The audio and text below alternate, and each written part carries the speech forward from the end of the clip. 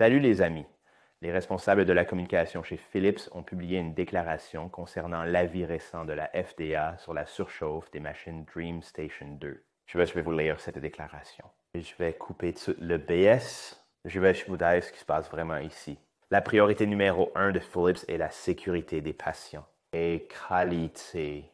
Philips est en discussion avec la FDA concernant les rapports qu'il a déposés concernant d'éventuels problèmes thermiques dans l'humidificateur du DreamStation 2. Philips a déposé ces quelques 270 rapports au cours des 3 derniers mois, qui couvrent une période de 3 ans après un examen rétrospectif de plaintes thermiques possibles liées à DreamStation 2 depuis le lancement du produit. Décortiquons cela. En gros, pendant les 3 dernières années, les personnes et les entreprises ont soumis ces rapports d'événements indésirables à Philips concernant la surchauffe. Feu, étincelles, brûlures, fusion, mauvaises choses. Alors, que doit faire Philips est de signaler ceux-ci à la FDA de manière sensible au temps.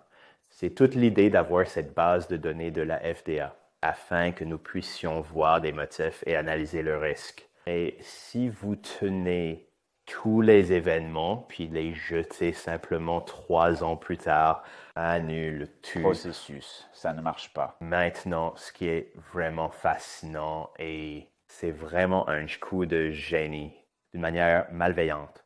Philips joue essentiellement une partie d'échec en ce moment avec la FDA parce que les enjeux sont si élevés. C'est pratiquement l'ensemble de l'entreprise en jeu ici. Si vous interrogez la base de données de la FDA, n'est-ce pas? Pour eux, c'est événement indésirable. Au cours de la dernière année, vous obtiendrez une liste de 500 sur toute une gamme de différents appareils.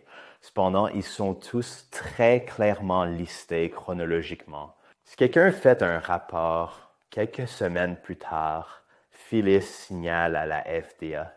Vous pouvez voir ça là dans la liste. Mais ce n'est pas pour les problèmes de surchauffe, le problème thermique. Avec celui-ci, les rapports sont arrivés au cours des 3 dernières années. Ils les ont simplement tous accumulés, les regroupant tous. Nous faisons une révision rétrospective. Et ensuite, au cours des 3 derniers mois, il les a tout simplement déposés dans la base de données de la FDA. Et ils ne sont pas dans un ordre quelconque. Ils sont partout. Et je vais vous dire pourquoi je pense qu'ils l'ont fait de cette façon. Mettez-vous à la place du PDG et pensez comme si nous étions le PDG d'une grande multinationale en pleine plus grande révocation de l'histoire. Et nous venons de remplacer tous ces DreamStation 1 par des DreamStation 2 pendant que nous le faisons. Les appareils commencent à revenir. Ça pourrait être un gros problème.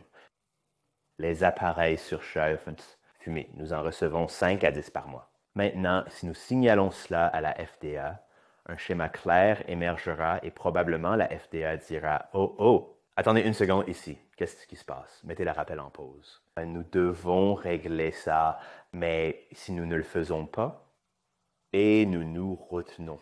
Tous ces rapports de la Food and Drug Administration jusqu'à ce que nous ayons terminé un rappel. Eh bien, alors, la FDA a un autre problème parce que maintenant, la FDA doit faire une analyse des risques, oui. Peuvent-ils rappeler le rappel maintenant que 5 millions de ces appareils ont été distribués? Peut-être pas. Laissez-moi vous dire pourquoi. Il y a certains moments dans l'histoire où les gouvernements et ces grandes organisations de santé, je dois faire littéralement une analyse des risques. Et Arthur, il n'y a pas de vraie bonne réponse, mais ils doivent choisir le moindre de 2 mots et aller avec ça. Et ils vont peser les résultats de santé. De se rappeler 5 millions de dispositifs, DS2, santé mentale, accident de voiture. Salut. Il y a un accident vasculaire cérébral, rupture de mariage. Barrage, violence Vous domestique. nommez tout. Ce risque pour la santé contre, je ne sais pas, disons que 5 maisons ont brûlé. Et c'est doivent l'évaluer maintenant et déterminer quel est le moindre de 2 mots. Et c'est pourquoi, je pense, l'SND aura probablement pas de rappel quand il devrait probablement y avoir un rappel. Ouais, c'est ce que je pense qui se passe actuellement. Donc, c'était un très bon coup de Philips dans ce qui est une partie d'échec. Alors, vous, les gars, avec les DS2, Vous devez rester très, très vigilant. Juste surveillez votre DS2. Ressentez-le. Est-il super chaud? Et s'il est super chaud, je vais mettre des informations dans la description ci-dessous. Ou vous pouvez déposer un rapport. Maintenant, 270 rapports peuvent te sembler beaucoup, et c'est le cas, mais c'est vraiment juste le sommet de ce qui est un énorme iceberg, et c'est juste une conséquence malheureuse de la manière dont ces structures de rapports sont mises en place. Peu de gens savent comment déposer ces rapports. Pas beaucoup de gens le font, même s'ils savent comment le faire. Les gens sont paresseux. Les entreprises sont paresseuses. Bob appelle la clinique parce que son DS2 dégage plus de fumée que Snoop Dogg.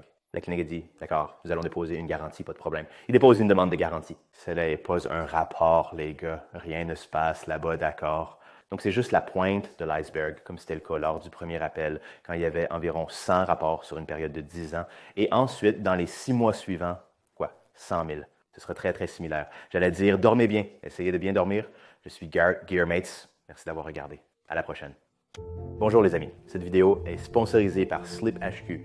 Téléchargez, examinez et partagez vos rapports détaillés sur l'appli de sommeil avec n'importe qui de n'importe où. Visitez sleephutch.com et rejoignez notre communauté gratuite dès aujourd'hui.